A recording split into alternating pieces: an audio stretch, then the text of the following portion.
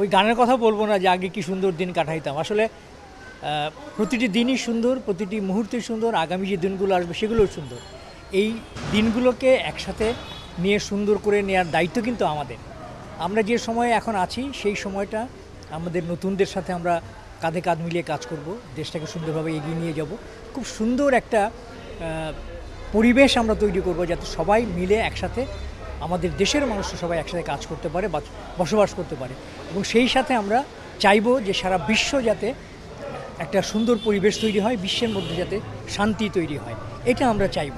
এবং এইবারের যে বৈশাখ দেখলাম, যে এইবারে বৈশাখে আমাদের প্রতিটি মানুষের মধ্যে যে প্রাণ চাঞ্চল্য, এটা কিন্তু দেখার মতো বিষয়, এটা অসাধারণ আমার কাছে মনে হয়েছে। আমি সকালবেলায় বেরিয়েছি, কালকে রাতেও বেরিয়েছিলাম 12টা 1 মিনিট থেকে।